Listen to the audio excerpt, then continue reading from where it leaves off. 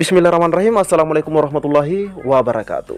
Di video kali ini admin kembali berbagi informasi seputar P3K Guru. Jadi silahkan disimak videonya dengan baik, jangan di skip agar tidak salah dalam memahami informasi yang admin bagikan. Jika ada suara-suara berisik, abaikan saja. Oke, kita lanjut saja ke info intinya. Dan sebelum kita ke informasi di hari ini, hari Selasa tanggal 21 Maret, kita ke informasi kemarin rekan-rekan ya. Informasi kemarin 20 Maret. Jangan coba-coba usul formasi CPNS dan P3K 2023 jika dana terbatas. Menpan RB beri warning atau peringatan. Oke, kita coba cek bersama-sama. Menteri Pendayagunaan Aparatur Negara dan Reformasi Birokrasi Abdullah Azwar Anas memberikan warning atau peringatan kepada instansi pusat maupun daerah dalam pengusulan kebutuhan ASN 2023. Syarat utama yang harus dimiliki pemerintah pusat dan daerah adalah kemampuan APBN atau APBD. APBN pastinya untuk pusat dan APBD untuk daerah tersedia. Bagian dana APBN atau APBD terbatas, apalagi lebih banyak untuk belanja pegawai. Jangan coba-coba mengajukan usulan kebutuhan formasi, sebab akan berdampak pada instansi itu sendiri lantaran tidak bisa membayar gaji serta tunjangan aparatur sipil negara. Nah, seperti itu ya, makanya diberikan warning. Pemerintah pusat dan daerah harus tahu dengan kemampuan anggarannya. Jangan hasratnya terlalu besar tetapi tidak diimbangi dengan kemampuan fiskal. Dia mengingatkan, masing-masing pimpinan instansi harus memikirkan kepentingan masyarakat umum. Jangan sampai dana APBN atau APBD habis untuk belanja pegawai. Di daerah selanjutnya, masyarakat butuh pembangunan, pembiayaan kesehatan, pendidikan, dan lainnya. Itu sebabnya Kemenpan RB mewajibkan setiap instansi dalam mengajukan, nah di sini ya, dalam mengajukan usulan formasi CPNS dan P3K 2023 meminta harus dilengkapi analisis jabatan atau ANJAP, analisis beban kerja, eksisten pegawai, jumlah usulan kebutuhan aparatur sipil negara. Nah, itu sebabnya ya. Karena masih ada kebutuhan-kebutuhan yang lainnya. Jadi tidak boleh juga semuanya untuk gaji dan tunjangan ASN. Ditambah dengan masalah hubungan perjanjian kerja P3K melalui aplikasi e-formasi. Usulan kebutuhan ASN tahun anggaran 2023 harus memperhatikan ketersediaan anggaran dalam APBN atau APBD dengan prinsip zero growth. Kecuali, nah di sini ada pengecualian, kecuali pemenuhan aparatur sipil negara di bidang pelayanan dasar, yaitu pendidikan dan kesehatan. Untuk usulan jabatan fungsional lanjutnya,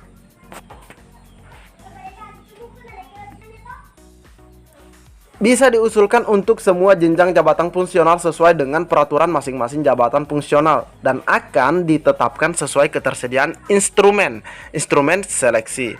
Azwar Anas mengingatkan agar seluruh instansi pusat dan daerah untuk mulai mengajukan kebutuhan, nah ini ya, dimulai pada tanggal 20 Maret sampai dengan 30 April. Itu berarti hari ini, itu maksudnya kemarin ya, hari ini informasi sudah dibuka. Honor pun bisa mengawal di daerah masing-masing agar formasi yang selama ini diisi tenaga non ASN bisa diajukan. Jadi ini juga ada himbauan kepada rekan-rekan semua, ada perintah dari Pak Anas ya, Abdullah Azwar Anas. Di sini dikatakan bahwa honorer pun bisa mengawal daerah masing-masing agar formasi yang selama ini diisi tenaga non ASN bisa diajukan. Seperti itu rekan-rekan ya. Karena penginputan atau pengusulan kebutuhan itu sudah dibuka kemarin pada tanggal 20 Maret.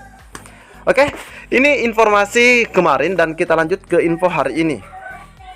Nah, di sini masih pada media yang sama, di mana honor K2 minta formasi tenaga teknis P3K 2023 setara guru. Ijazah SMA diakomodasi. Kenapa? Karena banyaknya tenaga teknis yang masih berijazah sekolah menengah atas atau sederajat. Oke, di sini informasinya hari ini Selasa 21 Maret, rekan-rekan ya. Ketua Perkumpulan Honorer Indonesia atau PHK 2I Sahiruddin Anto meminta Menteri Pendayagunaan Aparatur Negara dan Reformasi Birokrasi Abdullah Azwar Anas bersikap adil dalam penetapan formasi P3K 2023. Jangan sampai formasi P3K 2023 hanya didominasi guru, penyuluh, dan tenaga kesehatan. Tolong Pak Menpan RB Aswar Anas berikan keadilan kepada kami honor K2 tenaga teknis. Selama ini pemerintah sudah zalim kepada tenaga teknis. Nah, ini dikatanya selama ini pemerintah zalim kepada tenaga teknis.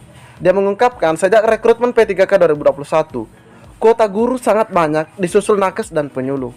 Sementara tenaga teknis yang nyata-nyata bekerja di semua lintas instansi malah terabaikan.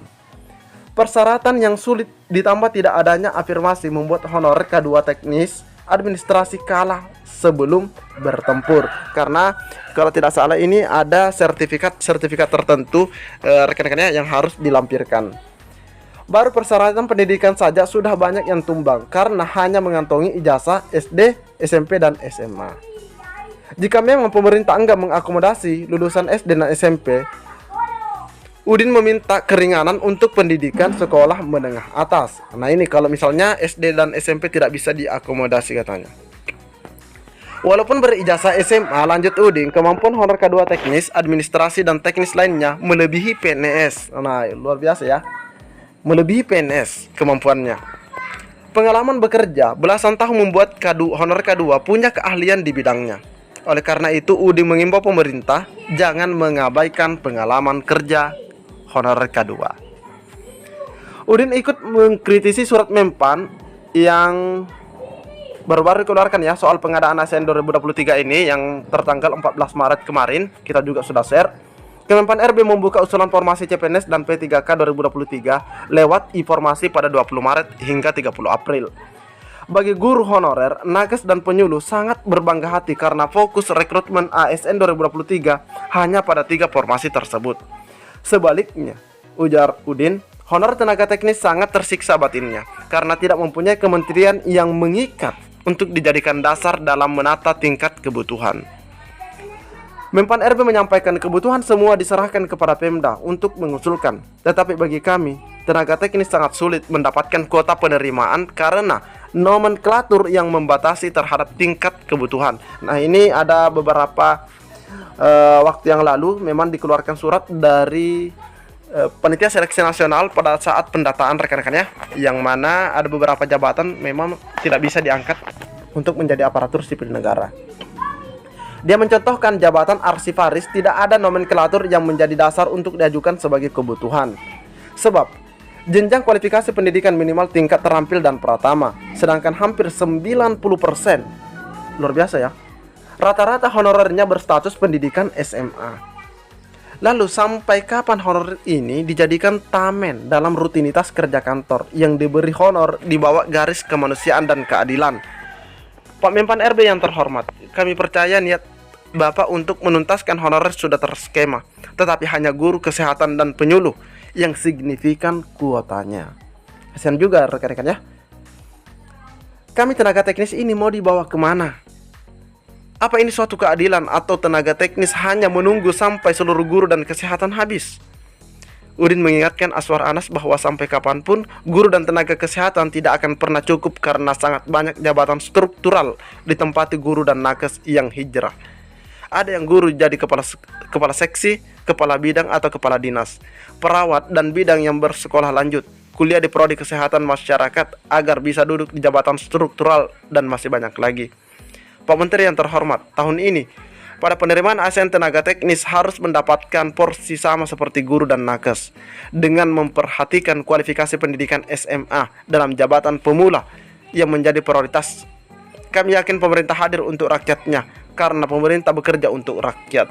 Jadi kasihan juga ini teman-teman yang tenaga teknis rekan-rekannya, bahkan dia meminta ini ijazah SMA diakomodasi juga. Bahkan di sini dikatakan 90% rata-rata itu berijazah SMA.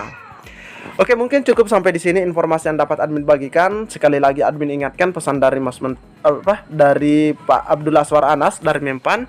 Silahkan dikawal pengusulan kebutuhan ASN di instansi atau daerahnya masing-masing. Mungkin cukup sampai di sini. Assalamualaikum warahmatullahi wabarakatuh.